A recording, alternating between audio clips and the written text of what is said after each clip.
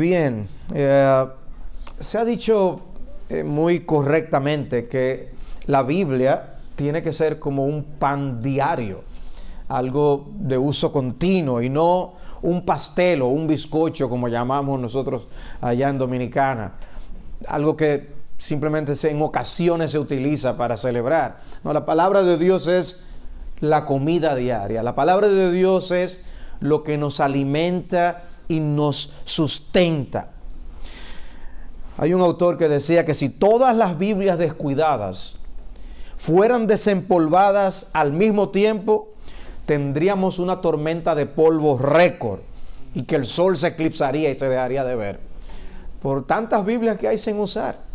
O sea, el beneficio de la Biblia no es nosotros tenerlas de adorno, tenerlas abiertas como si fuera un amuleto en nuestras casas. El propósito de tener la palabra de Dios es usarlas. Una de las bendiciones que vi en la conferencia de Ligonier en estos días es que había una exhibición de manuscritos antiguos y explicando aún de cómo la Biblia fue siendo formada hasta las que fueron impresas en la imprenta de Gutenberg y demás. Y qué hermoso fue ver aquellos manuscritos, cómo Dios nos dejó su palabra transmitida a nosotros de esa forma para que hoy tuviéramos la palabra de Dios en nuestras manos. Qué privilegio tan grande tenemos nosotros. Pero tener la Biblia y aprovechar la Biblia son dos cosas muy diferentes. Y mi propósito aquí es estimularles a que podamos aprovecharla mejor, estudiándola más. Todos nosotros podemos estudiarla más. Quizás tuviste un tiempo en tu vida donde hurgabas más en ella, escudriñabas más en ella y a lo mejor ha pasado el tiempo y te has alejado de ese tipo de disciplina, la vida se ha complicado, tienes tanto trabajo. Bueno, yo quiero estimularte que no importa en qué etapa de tu vida estés, qué tantas ocupaciones tú tengas, la palabra de Dios siempre tiene que tener un lugar central en tu vida y en tu corazón. A veces nosotros estamos en un sitio y anhelamos estar en otro. Antes de venir a la conferencia, de venir a estos días aquí en la Florida, uno miraba con expectativa al venir. Después que ahora yo quiero regresar y estar con los míos otra vez. Pero nosotros a veces cuando no tenemos algo lo anhelamos. Si no tuviéramos palabra de Dios, quizás diríamos, ay, si tan solo yo tuviera Biblia. Pero como la tenemos, entonces nos acostumbramos, nos familiarizamos y le perdemos el sentido del uso y el privilegio que deberíamos siempre tener. No creo que tenga que dedicar mucho tiempo para mostrarles a ustedes la importancia de la palabra de Dios. Yo creo que el hecho de que tú estés aquí hoy es una evidencia de que tú quieres más de Dios y de su palabra. Pero es bueno refrescar, ¿no? Dice el Salmo 119, en el versículo 72, mejor es para mí la ley de tu boca que millares de piezas de oro y de plata. Yo no oí a nadie decir amén. Yo espero que sea porque lo pensaron por lo menos. Pero aún al decir el amén en nuestra mente, nos estamos comprometiendo. Estamos diciendo que valoramos más la palabra de Dios que el dinero. Es así. Tiene que ser así. Pero a veces vivimos de tal manera que pareciera lo contrario. Pareciera que el dinero es más importante. Pero no, dice la misma escritura que esa palabra es mejor que millares de oro y plata. Y lo repite en el versículo 127, también vuelve a dar una idea similar. La palabra de Dios cumple una función que nada más puede cumplir. Nada más puede llevar a cabo. Si alguien necesita ser convencido de nuestra gran dependencia de las Escrituras, no tiene que mirar más lejos que en la misma forma en que Jesús usó la palabra. Cómo Jesús mismo memorizó la palabra, reflexionó en la palabra. Y él como hombre memorizó la palabra. y compartió la palabra, si él la leyó, si él la memorizó, si la usó como defensa ante los ataques de Satanás, ¿qué nos queda a nosotros? ¿No deberíamos también ser grandes usuarios de la palabra del Señor? Muchas veces le vemos en los evangelios argumentando con los escribas y los fariseos, los saduceos. ¿Y cómo eran sus argumentos? Basados en la palabra de Dios. O sea, podemos discutir lo que sea, pero en última instancia el argumento final lo tiene la palabra de Dios. ¿Qué dice la palabra? Debe ser la gran pregunta. Dice Lucas 20:37, está la discusión con los saduceos, recuerdan, y Jesús dice, pero que los muertos resucitan, aún Moisés lo enseñó. En aquel pasaje sobre la zarza ardiendo, donde llama al Señor el Dios de Abraham, Dios de Isaac y Dios de Jacob. Él no es Dios de muertos, sino de vivos, porque todos viven para Él. Sé honesto. Cuando tú leíste en el Antiguo Testamento esa identidad que Dios usa para presentarse a Moisés, ¿tú pensaste en el tema de la resurrección? No, normalmente nosotros estamos concentrados en que simplemente Dios se está introduciendo y es la manera que dice, mira qué bien, se relaciona con Abraham, con Isaac. Pero Jesús extrajo una doctrina de ese versículo para apoyar la resurrección. Si Dios se llama y se fija en la forma verbal del pasaje, si Dios se llama el Dios de Abraham, de Isaac y de Jacob, es que en ese momento Isaac, Abraham y Jacob estaban vivos. Estamos hablando de los días de Moisés. Pero Cristo toma esto y demuestra ante los saduceos que hay resurrección de verdad, que hay gente que muerta todavía vive y va a haber resurrección de los muertos. Interesante. Cuando vamos a las Escrituras, cuando leemos la Biblia, vamos con esa curiosidad. Y de ahí mi punto también, de que nosotros no solo debemos leer la Biblia, sino estudiarla. No es lo mismo leerla y estudiarla, y voy a entrar en ese punto. También en Marcos 12:35 dice, y tomando la palabra, Jesús decía mientras enseñaba en el templo, ¿por qué dicen los escribas que el Cristo es hijo de David? David mismo dijo por el Espíritu Santo, el Señor dijo a mi Señor, siéntate a mi diestra hasta que ponga a tus enemigos debajo de tus pies. David mismo le llama Señor. ¿En qué sentido pues es hijo? O sea, Cristo está usando aquí una argumentación en base a una referencia a lo que David dijo y cómo dice el Señor dijo a mi Señor.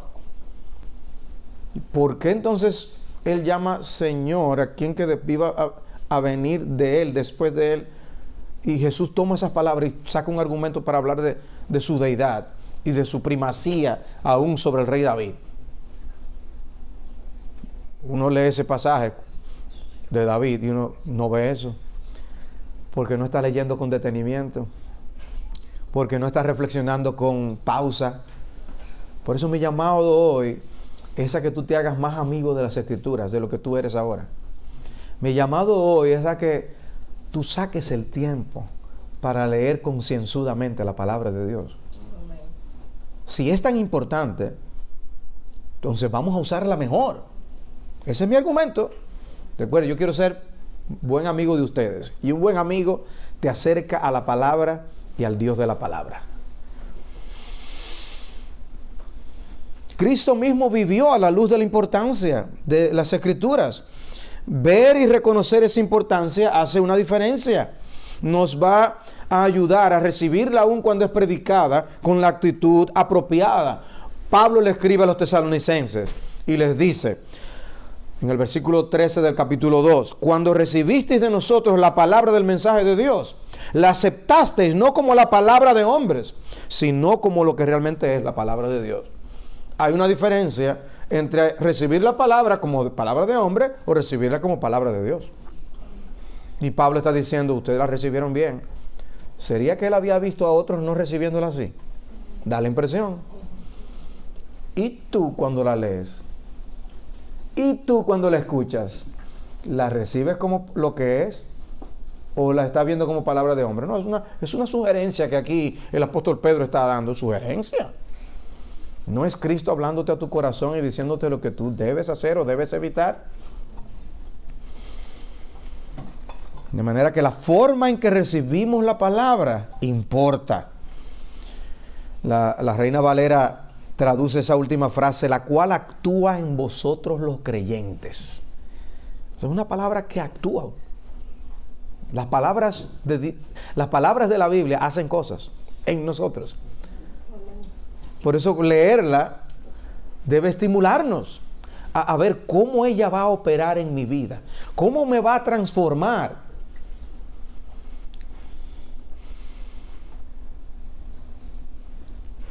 Esa palabra tiene que por eso ser asimilada, integrada. Si nosotros comemos alimentos que no aprovechamos, de nada sirven. Y bueno, la palabra de Dios es alimento que debe ser integrada en nuestro ser por un proceso de asimilación que incluye el meditar, reflexionar en ella, hacernos las preguntas adecuadas. Dice un autor, cada palabra en este libro tiene el propósito de hacer algo en nosotros, dar salud y plenitud, vitalidad y santidad a nuestras almas y cuerpos. O sea, cada pedazo de la palabra de Dios tiene una intención que cumplir en nosotros. La ignorancia de la Biblia no es una virtud, es una tragedia. Todos escuchamos con frecuencia 2 Timoteo 3:16. La palabra de Dios es inspirada, ¿verdad? Toda la escritura es inspirada por Dios y útil para. ¿Se han detenido a ver en qué sentido esa palabra es útil? ¿Cómo debe ser útil en tu vida y en la mía? Dice primero que es útil para enseñar o para doctrina. Si la palabra de Dios fue dada para enseñarnos, ¿qué asume eso? Que no sabemos. A veces la gente se ofende cuando yo se lo digo, pero eso es lo que Dios nos está diciendo, llamando ahí es ignorantes. O sea, si Dios entiende que tiene que enseñarnos, porque no sabemos. Esa palabra también nos reprende. ¿Qué asume eso? Que muchas de las cosas que estamos haciendo no están bien. Y que para poder recibirla y aprender tenemos que admitir, para poder decir, uy, Dios me mostró aquí que hay algo que yo no estoy haciendo bien, que hay una actitud que yo tengo que no es buena. Y debo cambiar. O dice que la palabra también sirve para corregir. ¿Qué asume eso? Que hay cosas que hay que volver a encauzar, que nos hemos desviado de algunas cosas, nos hemos alejado y hay que volver a arreglar el asunto. Y luego instruir, nos instruye, porque ahora tenemos que dejarnos reeducar por la palabra de Dios. A veces los estudiantes van a las escuelas, a las universidades, y realmente no van con toda la intención que deberían ir de aprender. Asumen que saben. Bueno, nosotros no podemos venir al discipulado de Jesucristo asumiendo que sabemos. Una de las cosas que los discípulos de Jesús tienen que aprender es todo lo que Él nos ha dejado para nosotros guardar.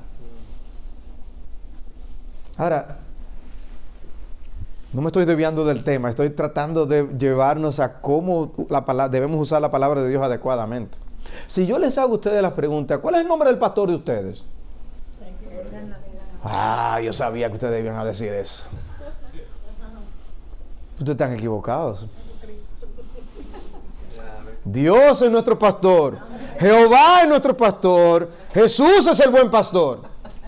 Ven, nosotros normalmente cuando oímos la palabra pastor pensamos en alguien humano. Pero la mayor enseñanza bíblica sobre el pastoreo es que Dios es nuestro pastor. Nosotros necesitamos ser guiados por Dios. Y Él nos dejó esa palabra precisamente para enseñarnos, reprendernos, corregirnos, instruirnos. Él usa su palabra para pastorearnos. Así como los pastores usaban todas sus herramientas para mantener a las ovejas en raya, guiarlas a los pastos verdes donde se podrían alimentar, Dios hizo su palabra como el instrumento para pastorearnos. Nosotros, cada uno de nosotros necesita ser pastoreado, yo incluido, todos.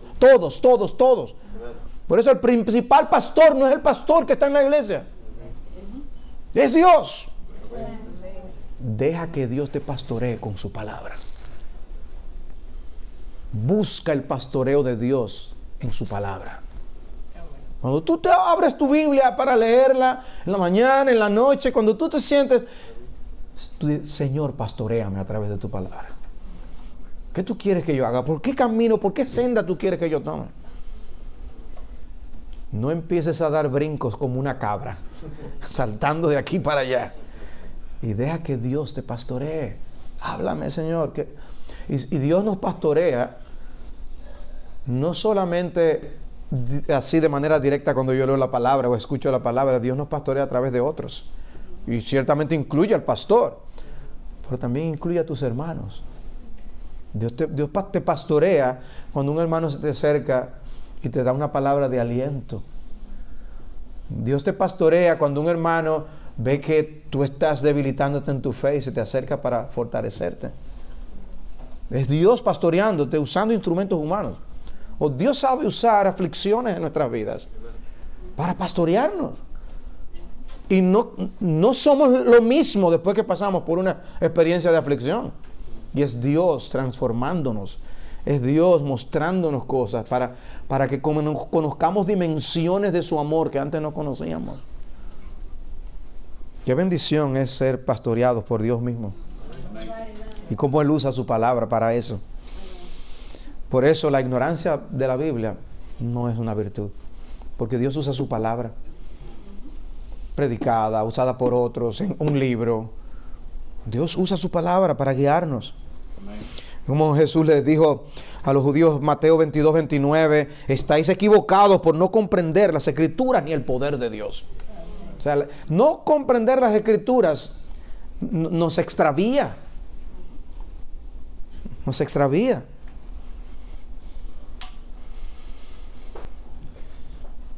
De manera que la importancia de la Biblia es una muy buena razón para estudiar la Biblia. No solo leerla, sino estudiarla. Y ahí me voy a concentrar un momento ahora, en ese aspecto del estudio de la Biblia. Dietrich Bonhoeffer dijo, uno no puede simplemente leer la Biblia como los demás libros. Uno debe estar preparado para realmente inquirir en ella. Solo así se nos abrirá y revelará a sí misma. Solo si esperamos encontrar en ella la respuesta final, es que la recibiremos. O sea, hay que ir más allá de la mera lectura, dice él. Y más recientemente, R.C. Sproul dijo, hay mucha diferencia entre leer y estudiar. Leer es algo que puede hacerse pausadamente, estrictamente como pasatiempo, en una forma casual y desenvuelta. Pero el estudio sugiere labor, trabajo serio y diligente. Por tanto, he aquí el verdadero problema de nuestra negligencia. Fallamos en nuestro deber de estudiar la palabra de Dios, no tanto porque sea simple y aburrida, sino porque es trabajo. Entonces yo te estoy invitando a trabajar con la Biblia. Yo te estoy llamando a que hagas algo más con ella de lo que normalmente se hace. Yo me estoy refiriendo a que tú vas a sacar tiempo para poder hurgar más profundamente en la palabra de Dios. Estudiar un versículo más profundamente. Estudiar un personaje más profundamente. Estudiar una virtud más profundamente. Estudiar un vicio o un pecado más profundamente. O sea, no es lo mismo que tú estás lidiando con el problema del pecado de la codicia, a tú hacer un estudio Cada vez que se menciona la codicia, ¿en qué contexto se menciona la codicia? ¿Qué significa esa palabra? Ir a los diccionarios, poder relacionar versículos con versículos. Y a lo mejor te pasas 1 mes, 2 meses estudiando ese tema, poco a poco. No sé cómo es tu semana, pero quizás tú tengas algo más de tiempo los sábados. Y no siempre lo desperdicies en esto y aquello, y en cosas a veces muy lícitas. Pero ¿por qué no apartamos a veces, aprovechamos tiempo de eso que tenemos disponible aquí y allá, discrecionalmente para nosotros, y lo usamos para estudiar la Biblia? Aprovechar. Y el tiempo de la juventud, y les digo a los más jóvenes aquí, el tiempo de la juventud es importantísimo para aprovechar eso. Lo que yo pude aprovechar, yo me conocí al Señor a los 16 años, lo que yo pude aprovechar en esa edad para aprender la palabra de Dios, estudiar la palabra de Dios, son tiempos que no vuelven. Después vienen tantas responsabilidades, ¿no es así? Aprovechar bien las oportunidades para estudiar, escudriñar la palabra. Es algo que nunca vamos a lamentar. Leer la Biblia nos permite tener un conocimiento cada vez más amplio de la palabra. Estudiar la Biblia nos permite tener un conocimiento más profundo de la Biblia. Leemos, estudiamos. Apartamos momentos especiales dedicados específicamente para conocer mejor la palabra. Nosotros hemos oído de cómo Pablo alaba a los de Berea, o la Escritura alaba a los de Berea en Hechos 17. Dice, estos eran más nobles que los de Tesalónica, pues recibieron la palabra con toda solicitud, escudriñando diariamente las Escrituras para ver si estas cosas eran así. Yo me imagino que después pensarían los de Tesalónica cuando leyeron eso. ¿Y a ustedes con quiénes lo van a comparar? ¿Van a decir, ustedes son el ejemplo de los tesalonicenses o de los de Berea? Una cosa es cómo nos caractericemos como iglesia, y otra lo que debemos comenzar a hacer cada uno de nosotros individualmente. Yo les exhorto a que comiencen cada uno individualmente a estudiar la Biblia, y que eso les marque a ustedes después como iglesia. Que sean una iglesia que profundiza, estudia la palabra de Dios. No una iglesia donde el pastor estudia la palabra de Dios, que debe hacerlo, sino una iglesia donde todos estudiamos la palabra de Dios. La Nueva Versión Internacional traduce ese versículo, dice que recibieron el mensaje con toda avidez y todos los días examinaban las Escrituras. Interesante. De manera que hay un sentido en el término que se usa ahí, que es de examinar, analizar, investigar, considerar detalladamente, someter a análisis el asunto. Si estudiáramos siempre y leyéramos de esa forma, vamos a aprender muchísimo más. Imagínate que tú te dispongas a estudiar el fruto del Espíritu, Gálatas 5, y tú te tomas el tiempo para ir por cada uno de los aspectos del fruto del Espíritu, con calma, sin prisa, para poder ver todo lo que allí se dice, o qué sé yo, las bienaventuranzas. Pero tú estás aprendiendo qué Cristo dice que es lo que constituye la verdadera felicidad.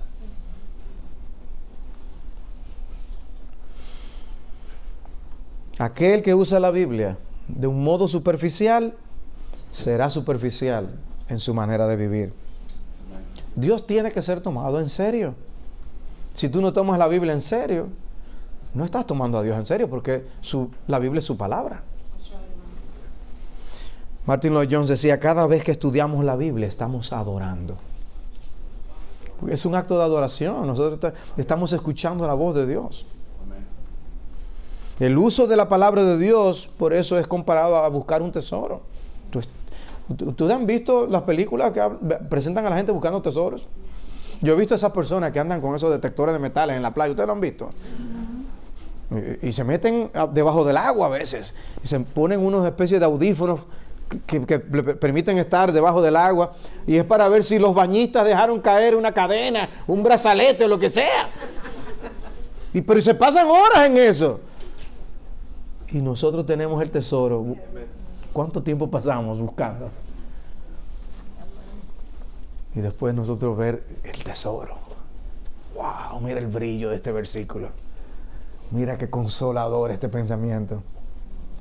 Y tú pasando hambre, teniendo un tesoro a tu disposición. Pasando hambre espiritual. Proverbios 2 dice, da oído a la sabiduría, inclina tu corazón al entendimiento, porque si clamas a la inteligencia y alzas tu voz al entendimiento, si la buscas como a plata y la procuras como a tesoros escondidos, entonces entenderás el temor del Señor y descubrirás el conocimiento de Dios, porque el Señor da sabiduría, de su boca vienen el conocimiento y la inteligencia. No vienen perturbaciones a tu vida, interrogantes, dudas. Estás en una situación con un familiar y tú no sabes qué hacer, en qué decisión tomar en una coyuntura. Quizás es un familiar lejano, pero quizás es uno de tus propios hijos. Hay una situación con la que estás lidiando. ¿Vas a lanzarte a tomar una decisión rápida, bruscamente, sin considerar qué piensa Dios sobre eso? ¿Y dónde yo encuentro la forma en que Dios piensa, cómo Dios piensa? ¿Dónde voy a encontrar esa sabiduría para yo tomar una decisión sabia? En la palabra de Dios. Y muchas de las respuestas que a veces ignoramos están allí. No las tenemos ni no las encontramos porque no buscamos, no estudiamos. Necesitamos estudiar la palabra de Dios. Obviamente, damos gracias a Dios que hay otros que estudian por nosotros, que nuestros pastores estudian por nosotros. Eso es una bendición. Y nos proveen alimento.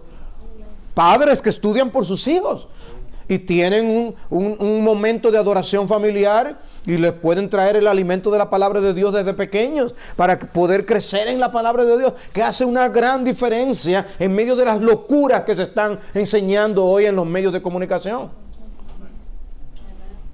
La palabra de Dios, haciéndonos sabios, hace sabio al sencillo.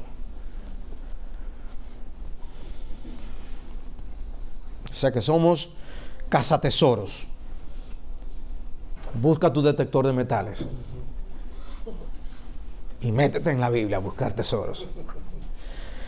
Salmo 1, versículo 2, que dice que ¿quién es el hombre verdaderamente bienaventurado? Dice, el que en la ley del Señor tiene su deleite y en su ley medita de día y de noche. Será como árbol firmemente plantado junto a corrientes de agua que da su fruto a su tiempo y su hoja no se marchita, en todo lo que hace prospera.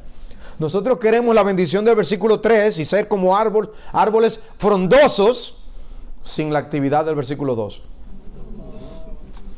No, tenemos que meditar en la palabra de Dios día y noche. O sea, ¿cómo tú vas a cultivar el fruto de ese árbol si tú no lo siembras, lo proteges, lo cuidas? Si queremos que la Biblia se meta en nosotros, tenemos nosotros que meternos en la Biblia. Métete en la Biblia, estudia la Biblia.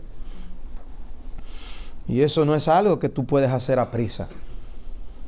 Todo hoy es a prisa, todo hoy es de manera concentrada. Todo es calculado para poder nosotros tener más tiempo simplemente para entretenimientos. Este es el tipo de cosas que vale la pena hacerlo detenidamente. Considerar la Biblia, estudiar la Biblia. Y va a haber 1000 cosas que vendrán a tu mente para que tú te distraigas. Satanás es experto en arrebatar la palabra que es sembrada en el corazón. Él no quiere, él sabe cuál es el poder de la palabra y él no quiere que tú la pongas en tu corazón. Y si te puede distraer para que no estudies y te puede arrebatar lo sembrado, él lo va a hacer. Dice Cristo en la parábola del sembrador que eso es una de las cosas que él hace. O sea, él ahora mismo está aquí tratando de arrebatar la palabra que yo estoy tratando de sembrar.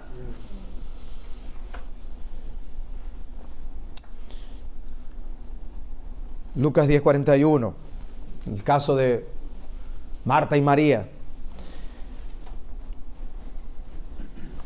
Señor, dile a mi hermana que me ayude. Yo estoy aquí afanada. Hay muchas cosas que hacer. Mira, sentada ahí, sentada. ¡Qué bien! Respondiendo el Señor le dijo: Marta, Marta, tú estás preocupada y molesta por tantas cosas, pero una sola cosa es necesaria. Y María ha escogido la parte buena, la cual no le será quitada. Cuando Cristo evalúa la situación, dice: la que está mal eres tú, Marta. Tú estás afanada y turbada por muchas cosas. El lugar que debemos ocupar es sentados a los pies de Cristo. ¿Con cuánta frecuencia te sientas tú a los pies de Cristo para aprender? Cuando tú lees la Biblia, ¿tú te visualizas como sentado a los pies de Cristo? Porque eso es lo que realmente está sucediendo. Estamos oyendo su voz en su palabra.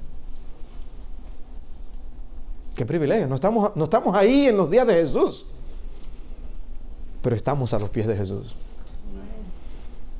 Pasar tiempo con Dios significa invertir bien la vida.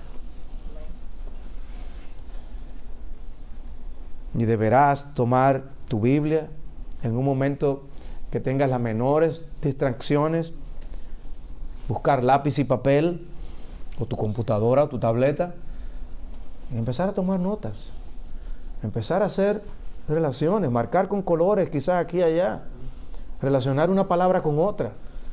Pero mira qué bien. Y esos descubrimientos te ayudarán aún a recordar cosas que tú estás estudiando, que Dios va a usar para librarte de una tentación, para alentarte en medio de una aflicción.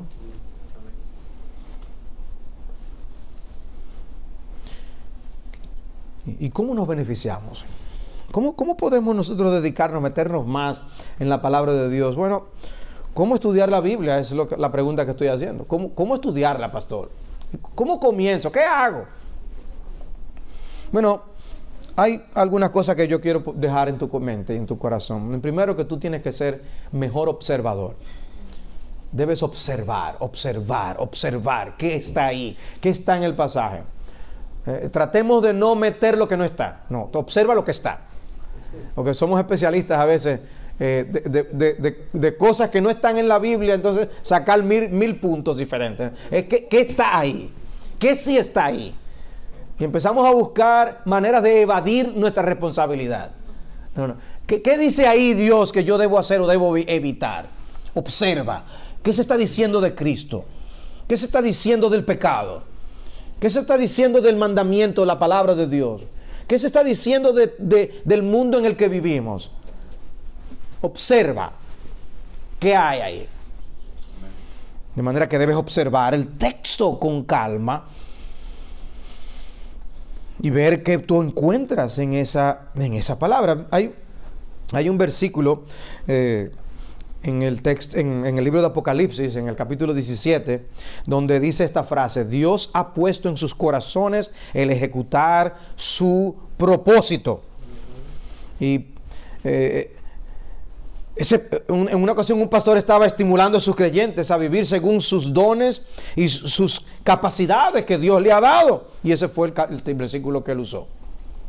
El único problemita es que ese versículo no está hablando del pueblo de Dios, sino de los enemigos de Dios, de Babilonia.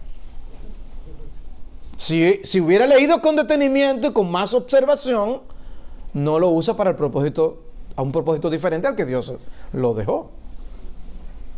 Leer con observación nos ayudará. No debemos anhelar que Dios ponga en nuestros corazones cosas que no están en el texto, sino lo que ahí está.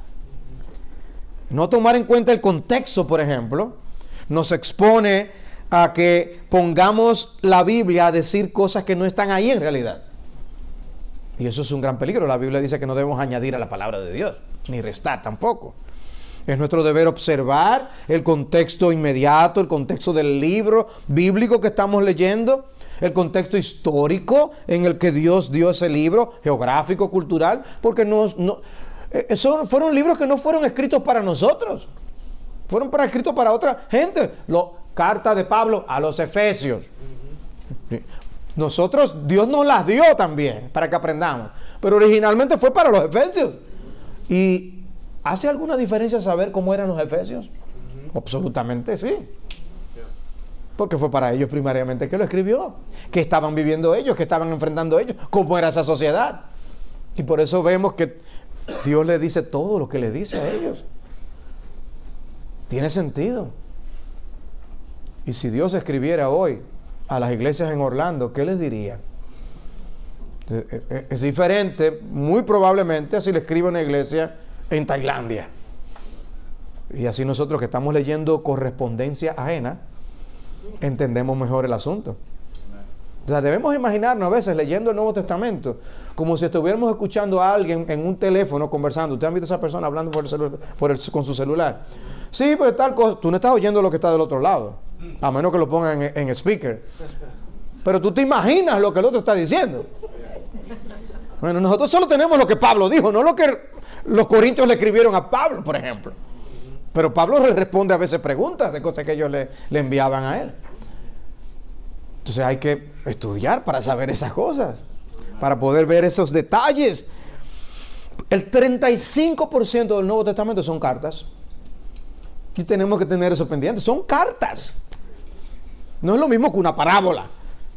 Es diferente. Debes observar el contenido.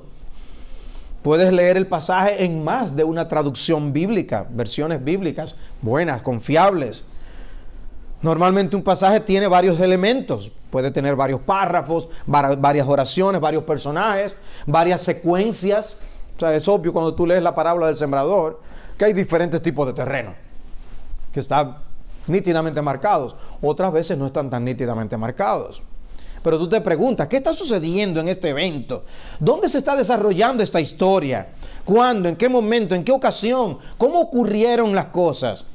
Y cuando vemos la narración, ¿por qué el Espíritu Santo escogió narrar la historia de esta forma? ¿A dónde me está guiando? Y uno puede tener ese discernimiento para ver a dónde el Espíritu nos lleva con el estudio de esa sección. ¡Es emocionante! Estudiar la Biblia es emocionante. Hay una persona que dice que amén. Hermanos, ¿cómo vamos a descubrir eso? Metiéndonos en la Biblia. Metiéndonos en la Biblia. En otras ocasiones el énfasis va a estar de una historia en el ambiente.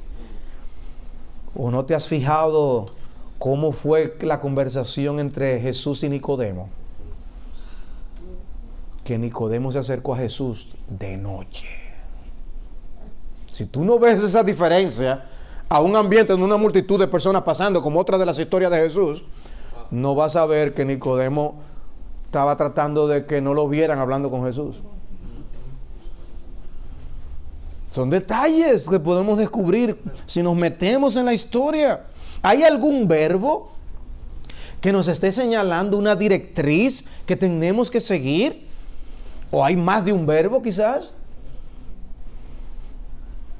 Quizás el número es importante, como cuando se mencionan los 10 leprosos sanados por Jesús y que solo uno regresó a dar gracias.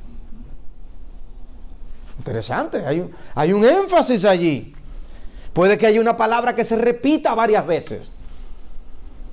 Y uno entonces presta atención. Ahí hay un énfasis. Esa palabra se está repitiendo y repitiendo. Algo quiere el Espíritu de Dios dejarnos saber.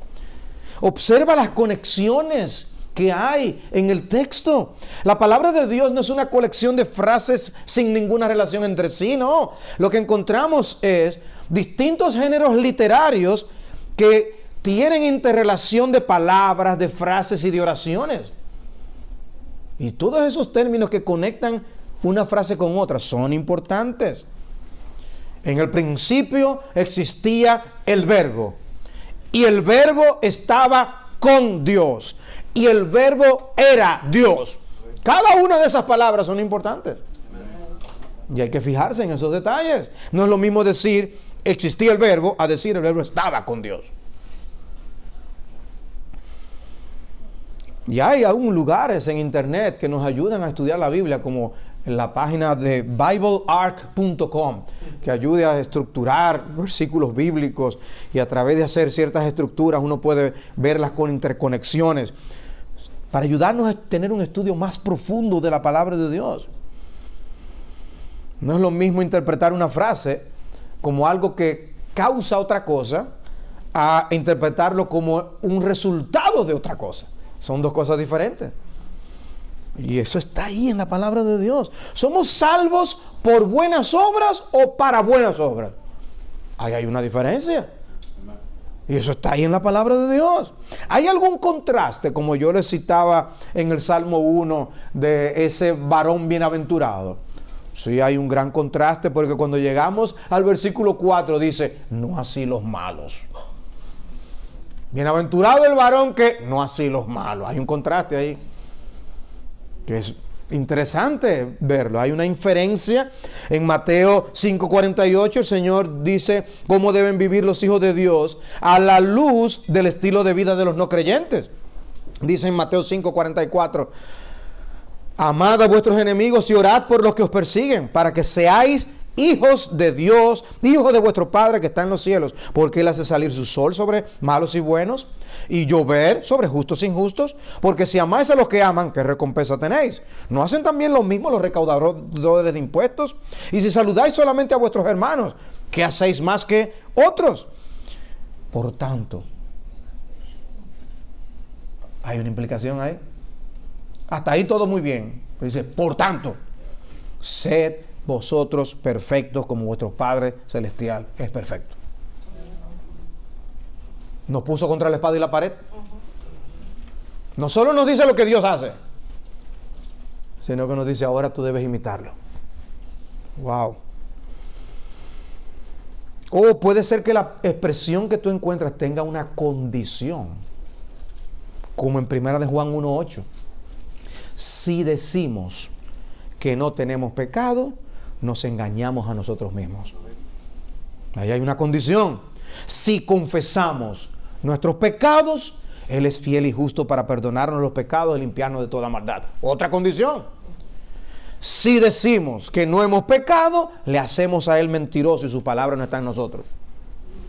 Una cosa guía a la otra. O sea que lee la palabra con detenimiento y toma nota de todas esas observaciones. Pero también, además de observar, hay que interpretar. Hay que llegar a conclusiones. La información que hemos obtenido observando es para poder interpretar ahora el texto correctamente. Esos términos importantes que ubicamos, ¿cómo nos ayudan ahora para definir qué es lo que está ocurriendo? ¿Cómo se usa esa palabra en otros pasajes? Por ejemplo, para yo tener luz.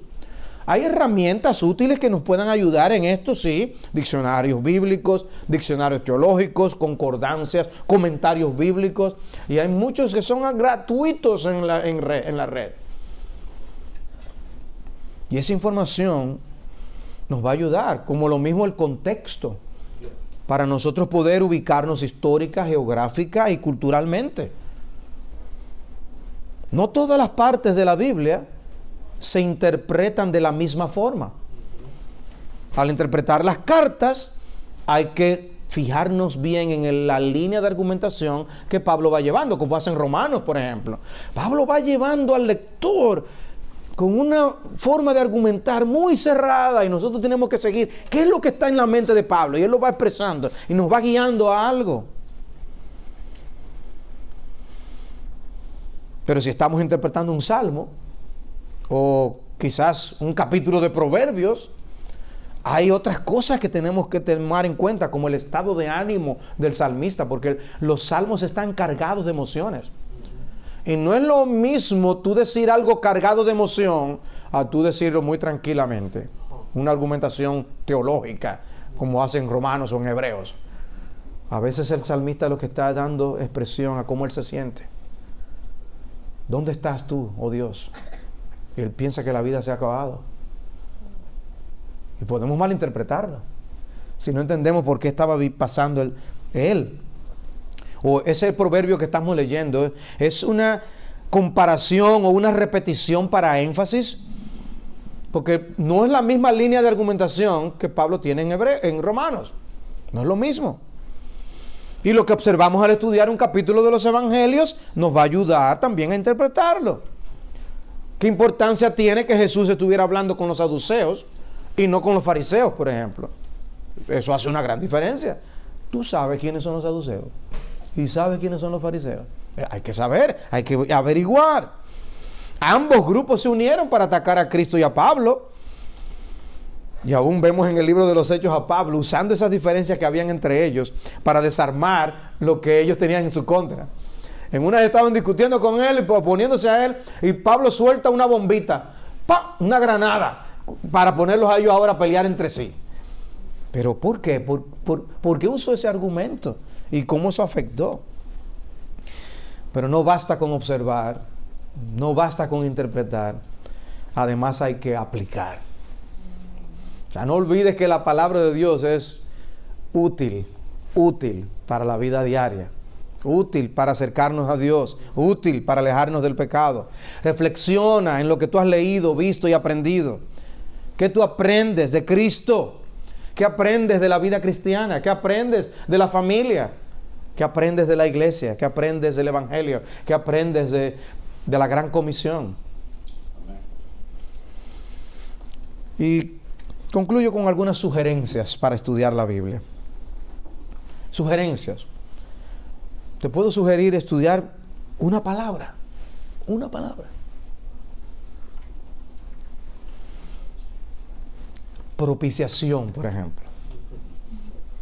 El significado de propiciación.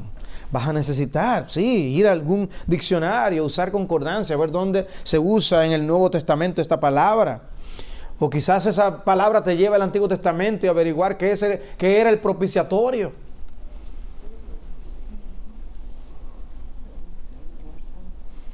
¿Qué tal estudiar no solo una palabra, qué tal un versículo?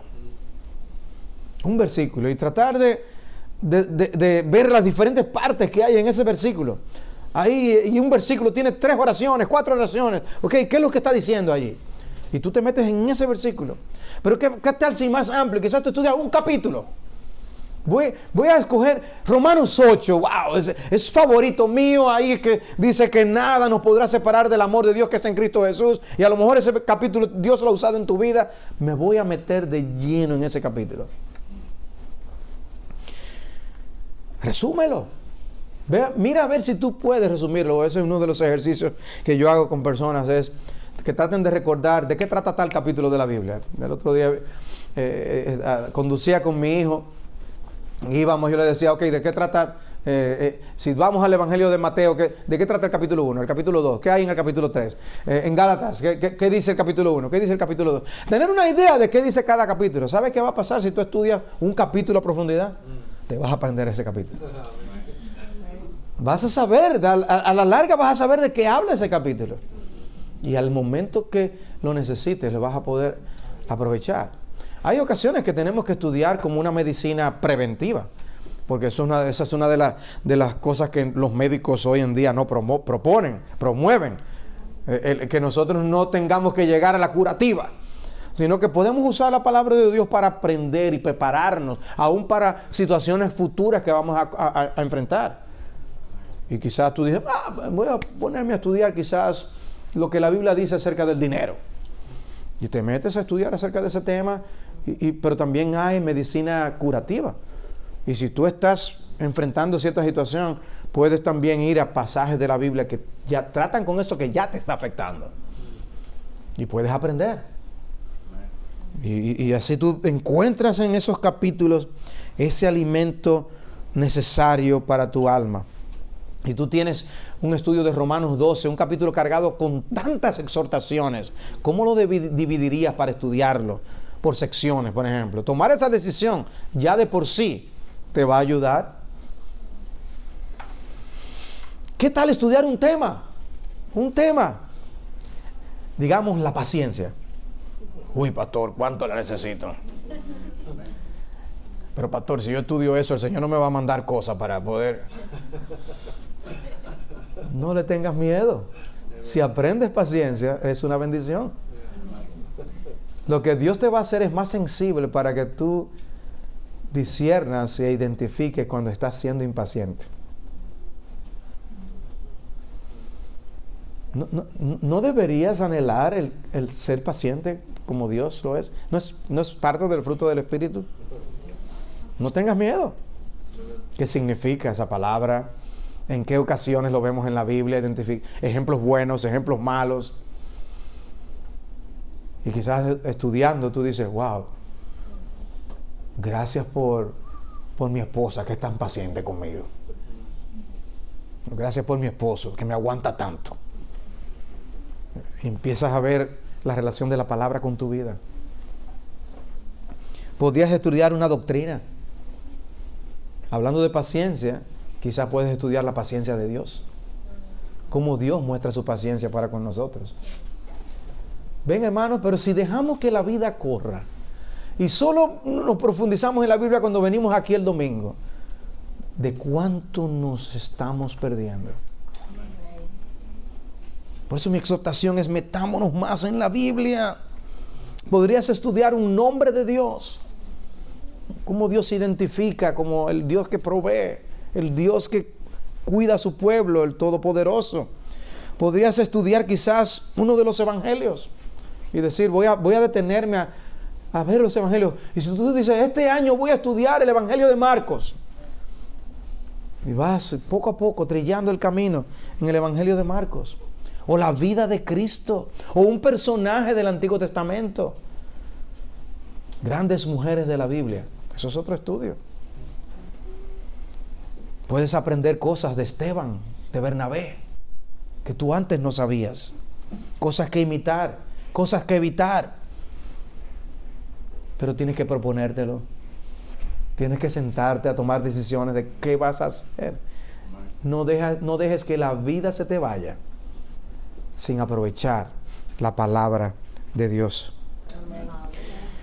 Estudia la palabra con hambre espiritual. Estudia la palabra con solicitud. Dice 1 de Pedro 2:2 que debemos ser como bebés recién nacidos. Y ustedes saben que los bebés recién nacidos no son indiferentes con la comida. Y nos lo dejan saber claramente.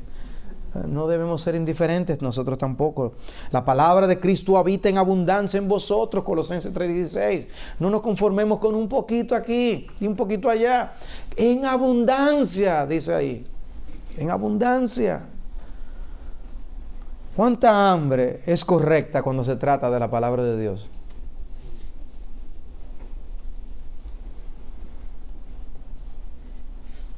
Dios nos engendró espiritualmente por medio de la palabra. Nos salvó por medio de la palabra. Eso debería ser motivo suficiente para usarla mejor. Esa misma palabra te puede santificar. Juan 17:17. Santifícalos en tu verdad. Tu palabra es la verdad. Es la palabra la que Dios usa para santificarnos. Debemos anhelarse como Apolos, que se dice que era poderoso en las Escrituras. Estudia la palabra en oración. ¿Y por qué hay que orar? Porque conocemos al autor. Vamos a preguntarle a él. Vamos a pedirle a él que nos ilumine, que nos guíe. Y qué bendición es poder hablar con aquel que nos pastorea. Decirle: Señor, pastoréame a través de esto que yo voy a estudiar de tu palabra ahora. Y guíame.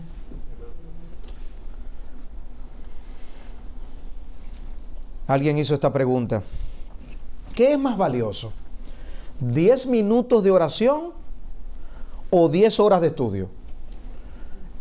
Y respondió con otra pregunta: ¿cuál es más importante? ¿El ala izquierda o el ala derecha de un avión? Dice: es una mala pregunta. ¿Qué es más valioso? ¿10 minutos de oración o 10 horas de estudio? Respuesta: 10 horas de estudio sobre tus rodillas. Estudia la palabra también con un espíritu enseñable. Para aprender realmente. No para salir del paso, no para cumplir lo que el pastor dijo. Para aprender realmente. Por eso Santiago 1:21 habla de recibir la palabra con humildad. Con humildad, porque nosotros podemos hasta ponernos a pelear con Dios. Pero Señor, ¿y por qué tú dices esto en tu palabra? No pelees con Dios. Ríndete ante sus pies y obedece al Señor. Debemos ir a las Escrituras para conocer la verdad sin importar las consecuencias.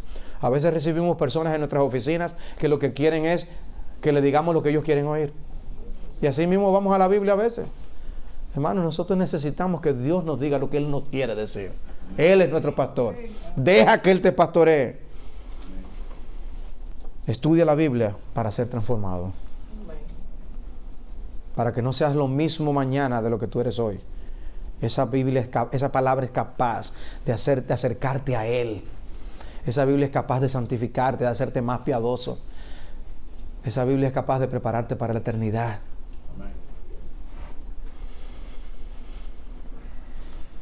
Un hombre honesto con una Biblia abierta, decía Tozer, una libreta y un lápiz, se dará cuenta con toda certeza y prontitud de lo mal que está en él.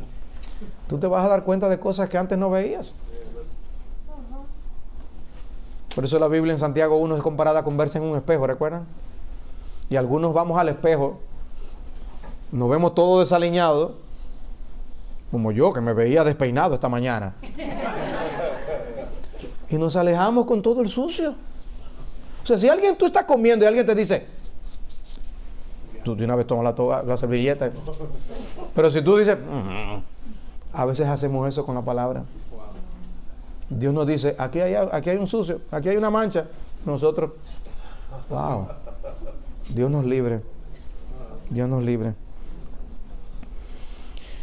Dice un autor, durante los próximos 7 días, toma tiempo cada día para chequear tu alma. ¿Qué la está afectando? ¿Qué necesita? Reflexiona en lo que has hecho para alimentar y cuidar tu alma ese día. Oración, tiempo en silencio con la presencia de Dios, adoración, lectura, estudio bíblico. Al final de la semana, ¿observas algún patrón? Es vivir más concienzudamente, mis amados. Y pudiéramos decir tantas cosas. Recuerden, yo estoy aquí simplemente como un amigo que quiere que tú te acerques a la palabra de Dios y al Dios de la palabra. Packer decía, si yo fuera el diablo, uno de mis primeros objetivos sería impedir que la gente profundice en la Biblia. ¿Está Él haciendo eso en tu vida? Que el Señor nos ayude. Vamos a orar. Padre Santo, te damos muchas gracias por permitirnos reflexionar en la importancia del estudio de tu palabra. Yo te encomiendo a mis amados hermanos en tus manos y te pido que hagas la obra por tu Espíritu Santo por medio de tu palabra para que todos seamos inclinados a buscarte más a ti en tu palabra. Padre, gracias por esta oportunidad que nos has dado. Gracias de corazón. En el nombre de Cristo Jesús. Amén.